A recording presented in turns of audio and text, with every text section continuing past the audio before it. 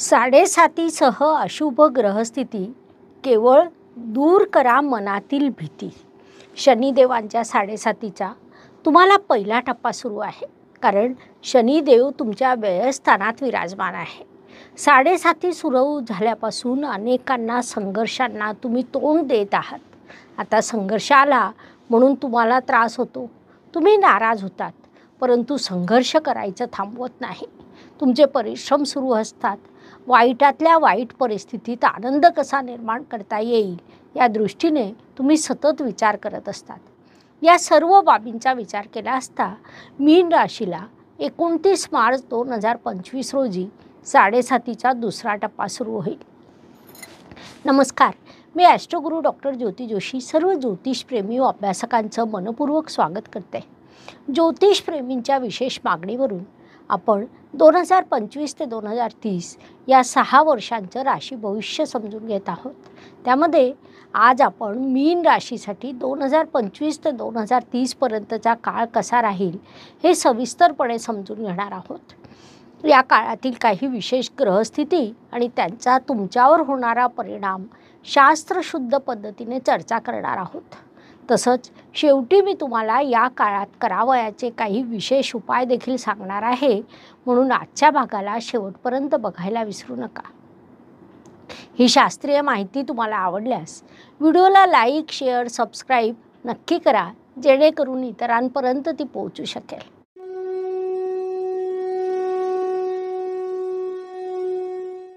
सकारात्मक भविष्य हे आपल्या चॅनलचं वैशिष्ट्य आपण जपलेलं आहे. आपण नेहमीच सकारात्मक भविष्य सांगतो, परंतु कधीकधी अशी सुद्धा वेळ येते की आपल्याला काही नकारात्मक गोष्टी सांगाव्याच लागतात. आपल्या चॅनलच्या परंपरेनुसार नकारात्मक गोष्टी सकारात्मक करून किंवा त्याची तीव्रता कमी करून आपण सांगतो, तर सकारात्मक गोष्टी वाढवून सांगतो, कारण मानवी मनात संकटाच्या विरुद्ध लढण्याचं एक नैसर्गिक सामर्थ्य असतं. त्याला जर सकारात्मक प्रेरणा मिळाली तर तो वाईट परिस्थितीतून मार्ग काढतो. आणि आम्ही असं मानतो की भाग्य अधिक कर्म म्हणजे आजचं जीवन होय.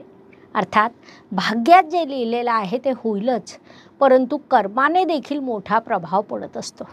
मग त्यातून आजचं जीवन घडत असतं. हे सर्व आता तीव्रतेने जाणवत आहे. कारण झालं काय की मध्यंतरी मागणी आली की मॅडम पुढील काळाविषयी थोडं सांगा. मग 2025 ते 2030 पर्यंतचा काळ अनेकांना अनेक दृष्टीने एक चॅलेंज वाटतं आहे. हे चॅलेंज नाही असं मी मुळीच म्हणणार नाही, परंतु चॅलेंज असलं तर तेवढंही घाबरू नका की ज्या पद्धतीने घाबरवल्या जात आहे. अनेक गैरसमज पसरवले जात आहेत. जी माणसं घाबरलेली आहे ती अजून आत्मविश्वास गमावल्यामुळे हवालदिल होत आहेत. तर असं काही होता कामा नये. आता प्रश्न असा आहे की परिस्थिती खरंच बिकट आहे का? तर हो, ग्रहांचं गोचर सांगत आहे की परिस्थिती बिकट आहे. ती अजून बिकट होण्याची शक्यता आहे. असं जरी असलं तरी काही गोष्टी या अत्यंत सकारात्मक आहेत आणि मानवी प्रयत्नांनी त्या अधिक सकारात्मक करून पुढील काळ टाळता येणं शक्य आहे.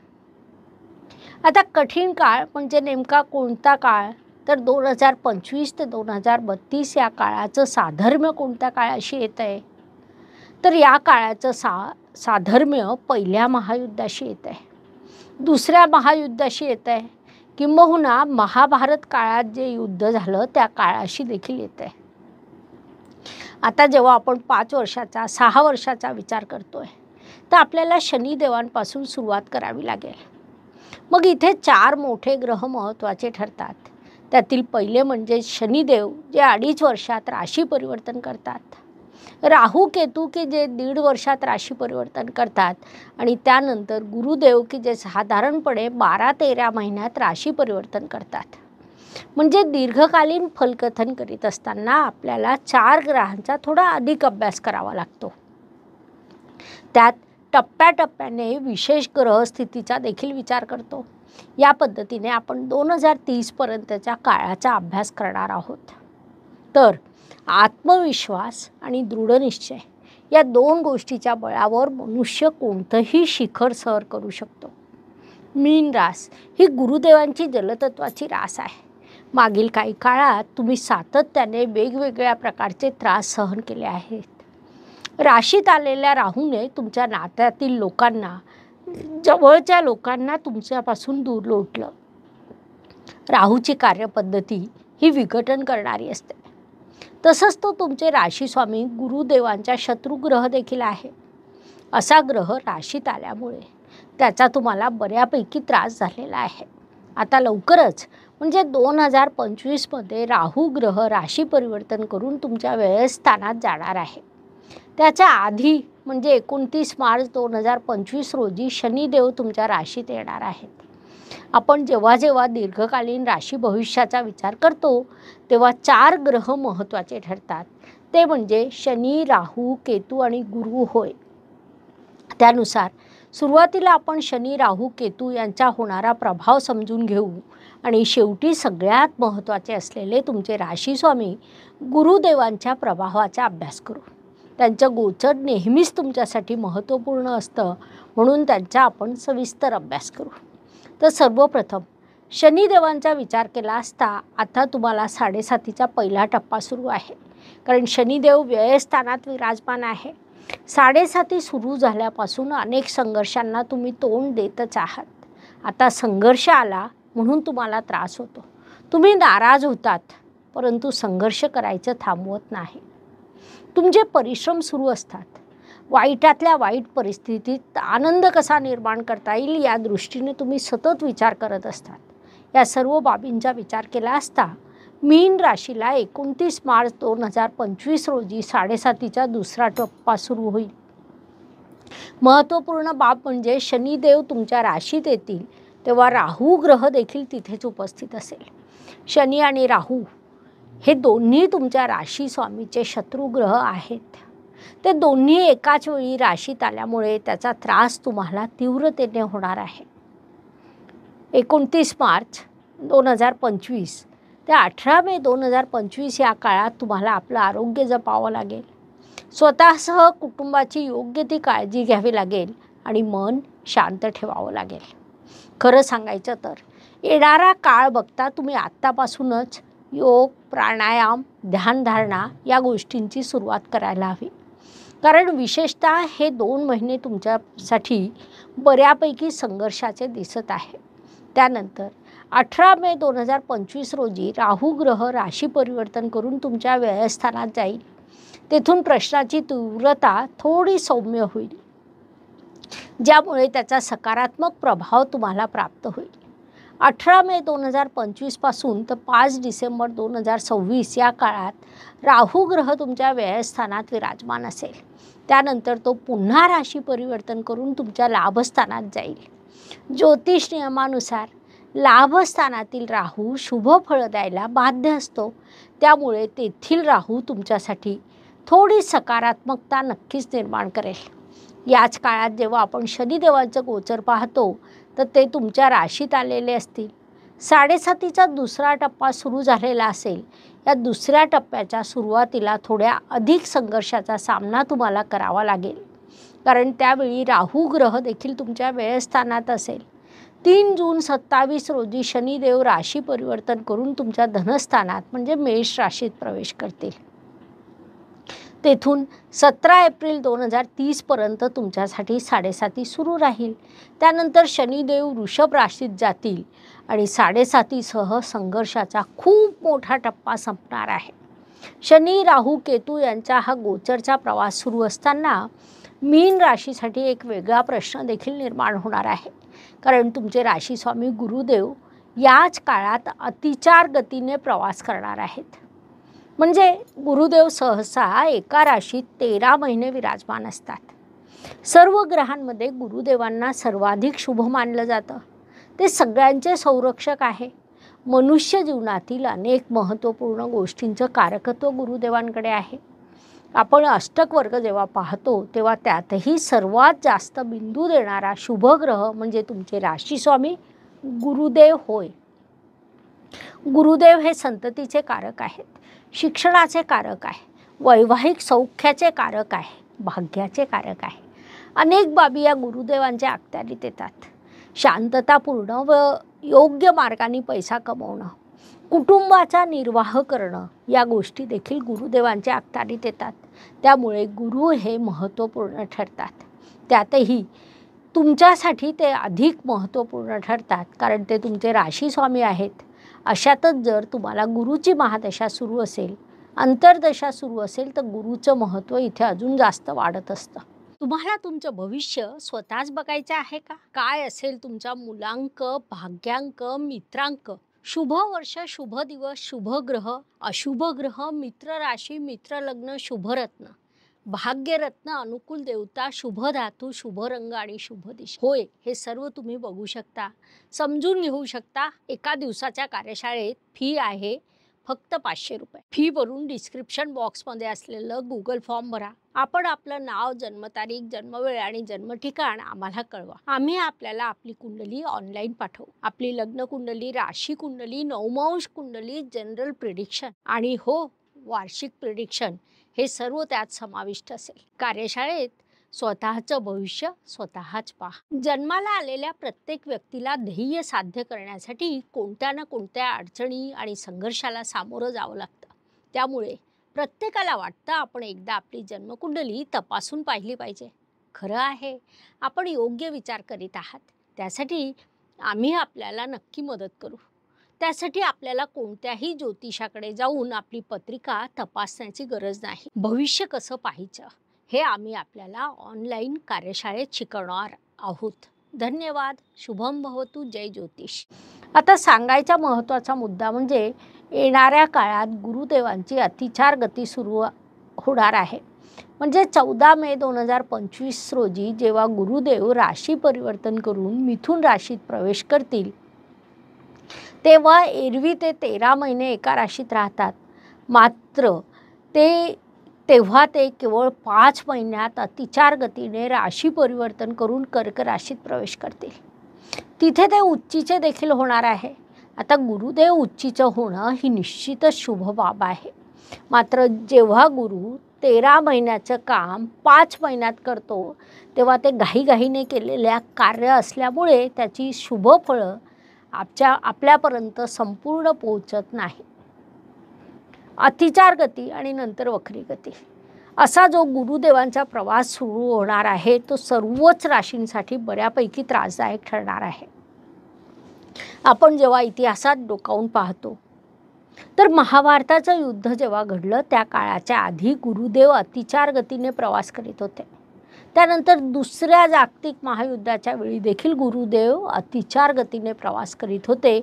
विशेष बाब म्हणजे ज्याचा आपण सर्वांनी अनुभव घेतला, अशा कोरोना काळात देखील गुरुदेव 4 वर्ष अतिचार गतीने प्रवास करत होते. त्यांचं आत्ताचं मार्गक्रमण लक्षात घेतलं असता आता ते तब्बल 8 वर्षांसाठी अतिचार गतीने प्रवास करणार आहेत. मिथुन या वायुतत्वाच्या राशीपासून अतिचार गती मग वक्री गती असा त्यांचा जो प्रवास सुरू होईल, तो मकर या पृथ्वी तत्वाच्या राशीपर्यंत सातत्याने 8 वर्ष प्रवास सुरू राहणार आहे. म्हणजे एकीकडे शनिदेव नीचीचे मेष राशीत, राहूसारखा ग्रह कुंभ राशीत, केतू सिंह राशीत आणि गुरुदेवांचा अतिचार गतीने होणारा प्रवास ही कुठेतरी त्रासदायक ठरणार आहे. अर्थात हा संपूर्ण काळ काही अशुभ नसेल. त्यात तुम्हाला काही कालावधी निश्चितच शुभ देखील मिळेल. विशेषतः 18 ऑक्टोबर ते 5 डिसेंबर 2025 या काळात गुरुदेव कर्क राशीत जाऊन उच्चीचे झालेले असतील. तो कालखंड तुमच्यासाठी अत्यंत शुभदायक ठरेल. शिक्षण, संतती, प्रणय या सर्व दृष्टीने तो काळ तुमच्यासाठी शुभ राहील. त्या काळात तुम्हाला भाग्याची साथ मिळेल, कारण तेथून गुरुदेवांची पंचम दृष्टी तुमच्या भाग्यस्थानावर असेल, ज्यामुळे भाग्य प्रबळ होईल. उच्चीच्या गुरुदेवांची सप्तम दृष्टी तुमच्या लाभस्थानावर असेल, त्यामुळे लाभ देखील प्राप्त होईल. तसंच नवम दृष्टी तुमच्या राशीवर पडणार आहे, ज्यामुळे संकटाच्या काळातही एक प्रकारचं धैर्य तुम्हाला गुरुदेवांकडून प्राप्त होईल. अर्थात ही स्थिती केवळ 2 महिने असेल. त्यानंतर गुरुदेव वक्री होऊन पुन्हा मिथुन राशीत जातील आणि 2 जून 2026 रोजी पुन्हा अतिचार गतीने कर्क राशीत येऊन उच्चीचे होतील. तिथे ते 5 महिने राहतील.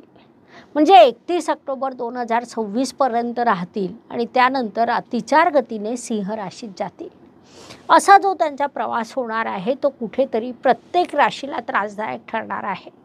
मात्र गुरुदेवांच्या स्वतःच्या राशीसाठी तो विशेष त्रासदायक ठरणार आहे. त्यानंतर अग्नितत्वाच्या आणि जलतत्वाच्या राशीसाठी देखील तो प्रवास त्रासदायक ठरणार आहे.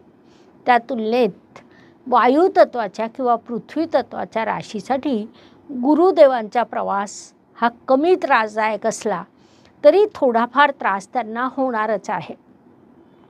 कारण गुरुदेव हे सर्वांना देणारे आहे. त्यांना दाता असं म्हटलं जातं आणि गुरुदेवांच्या शुभ गोचरवर खूप काही अवलंबून असतं. दरवर्षी आपण गुरुदेवांचा गोचर अभ्यासत असतो. सर्वसाधारणपणे गुरुदेव 13 महिन्यासाठी शुभ होतात. तो कालावधी आता बदलणार आहे. म्हणजे 30 अंश अंतर ते अतिचार गतीने भ्रमण करून केवळ 5 महिन्यात पूर्ण करून राशी परिवर्तन करतील. पुढच्या राशीत जाऊन पुन्हा मागील राशीत परत येतील. एक गोष्ट लक्षात घ्या की एखाद्या दिवशी जर आपल्याला 8 तासाचं काम 4 तासात करायचं असेल तर साहजिकच आपण ते अत्यंत भरभरं जसं जमेल तसं करतो.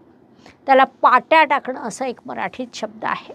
त्या पद्धतीने ते काम केलं जातं. ब्रह्मदेवांनी गुरुदेवांना दिलेलं काम, त्याच्यावर सोपवलेली जबाबदारी ती सर्वच शुभत्वाची कामं आहेत. शिक्षण, संतती, प्रणय, वैवाहिक सौख्य, भाग्य अशा सर्व महत्त्वपूर्ण कामांमध्ये कुठेतरी पाट्या टाकल्यासारखं गुरुदेव आपल्याला फळ देतील, ज्यामुळे त्यांची संपूर्ण शुभ फळं आपल्यापर्यंत पोहोचू शकणार नाही, ज्याचा एक मोठा दुष्प्रभाव घडून येताना दिसत आहे. त्याच काळात नेमके शनिदेव नीचीचे होतील. गुरुदेव अतिचार गतीचे, त्यात राहू ग्रहाचं प्राबल्य वाढणार आहे. कारण राहू ग्रह कुंभ राशीत विराजमान असेल. कुंभ राशीतील राहू हा अत्यंत प्रबळ असतो. त्यानंतर मकर राशीतील राहू देखील प्रबळ असतो. ही सर्व परिस्थिती व्यक्तीच्या दृष्टीने, जगाच्या दृष्टीने कुठेतरी त्रासदायक आहे. या सर्व परिस्थितीमध्ये त्यातल्या त्यात वायुतत्वाच्या व पृथ्वी तत्वाच्या राशी यांना कमी त्रास होईल. भारताची जेव्हा पत्रिका आपण पाहतो तर ती वृषभ लग्नाची आणि कर्क राशीची पत्रिका आहे, ज्यामुळे आपल्या भारत देशाला या कठीण काळात देखील कमी त्रास आहे. म्हणजे कठीण काळात खूप वेळा काय होतं की माणसाची सत्सद विवेक बुद्धी देखील बाजूला पडते. मनुष्य सौम्यतेने विचार न करता अतिरेकी विचार करतो. असा विचार माणूस करतो तोपर्यंत ठीक आहे. जेव्हा देश त्यामध्ये सहभागी होतात तेव्हा ती घटना जागतिक महायुद्धाकडे घेऊन जाणारी ठरते. तशा घटना निर्माण होणं, नैसर्गिक आपत्ती निर्माण होणं असे प्रभाव होऊ शकतात. कारण त्या काळात जलतत्वात अनेक ग्रह जमा होतील.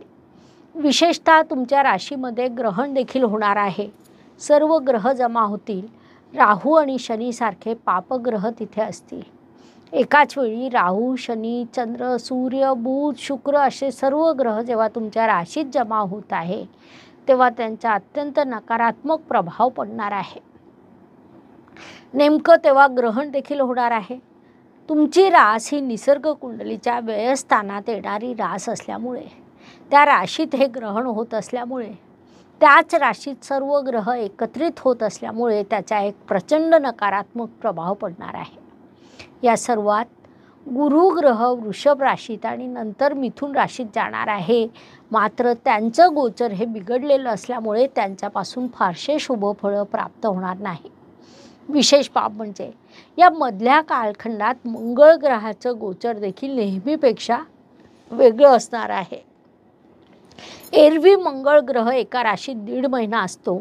मात्र आता त्याची गोचरची स्थिती बदलणार आहे.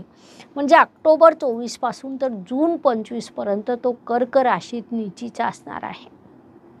मध्ये काही दिवस वक्री अवस्थेत मिथुन राशीत जाईल, पुन्हा कर्क राशीत येऊन नीचीचा होईल. अशा सर्व ग्रहस्थितीचा जेव्हा आपण विचार करतो तर येणारा काळ हा निश्चितपणे संकटाचा आहे. मग घाबरून जावं का? तर संकटाचा असला तरी घाबरून जाण्यासारखा काळ नाही. कारण ईश्वराने माणसाला एक सत्सद विवेक बुद्धी दिलेली आहे. तिचा उपयोग करून तुम्ही परिस्थितीचा सामना नक्कीच करू शकता. तसंच आपला भारत देश इतर देशांच्या तुलनेत खूप सुरक्षित आहे. माणसाचा विकास व्हावा, शांतता निर्माण व्हावी यासाठी भारत प्रयत्नशील आहे. त्यानुसार हा कठीण काळही निघून जाईल. भारत आणि भारतीय लोक त्या मानाने सुरक्षित राहतील हे देखील तितकंच खरं आहे. थोडक्यात घाबरून जाऊ नका, मात्र या काळाचं योग्य ते नियोजन नक्की करा. कारण येणाऱ्या काळातील ग्रहगोचर हे नैसर्गिक आपत्ती, युद्धजन्य परिस्थिती यासाठी अत्यंत पोषक झालेलं आहे.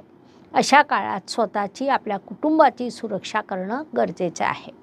उपायांच्या दृष्टीने विचार केला असता ज्योतिषशास्त्रामध्ये काही छोटे छोटे आणि सहज करता येण्यासारखे उपाय सांगण्यात आले आहे.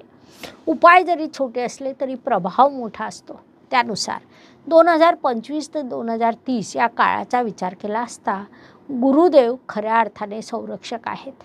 येणाऱ्या काळात त्यांची अतिचार गती आणि वक्री गती पाहता मीन राशीच्या जातकांना गुरुवारी दुधात केशर घालून किंवा केशरची खीर बनवून भगवान विष्णूला अर्पण करण्याचा उपाय सुचवण्यात येत आहे. भगवान विष्णूंना प्रसाद अर्पण करून कुंकू वाहावे. त्यानंतर तो प्रसाद कुटुंबातील सदस्यांमध्ये वाटावा. या उपायामुळे जीवनात आनंद निर्माण होतो आणि आर्थिक संकट देखील येत नाही. म्हणून तुम्ही हा उपाय नक्की करायला हवा. त्याचे अत्यंत शुभ परिणाम प्राप्त होतील. अशा प्रकारे मेष ते मीन प्रत्येक राशीसाठी 2025 ते 2030 पर्यंतचा काळ कसा राहील हे समजून घेण्यासाठी एवढी माहिती पुरेशी आहे. आता आपण थांबूया. पुढील भागात ज्योतिषशास्त्रातील अशाच नवीन माहितीसह आपण पुन्हा भेटणार आहोत. तुमच्या मनात काही प्रश्न असतील तर तुम्ही कमेंट सेक्शनमध्ये नक्की विचारा. धन्यवाद. शुभम भवतु. जय ज्योतिष. नमस्कार. शास्त्राचा अभ्यास करण्यासाठी माझी मराठीतून 11, हिंदीतून 2 अशी पुस्तकं प्रकाशित झाली आहे.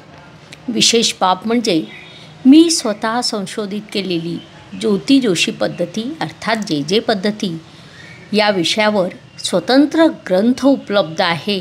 त्याचा देखील लाभ घ्यावा. यूट्यूबची कार्यप्रणाली ही मुख्यतः लाईक, शेअर आणि सबस्क्राईबवर चालते. Please like, share and subscribe the channel. धन्यवाद. शुभम भवतु. जय ज्योतिष.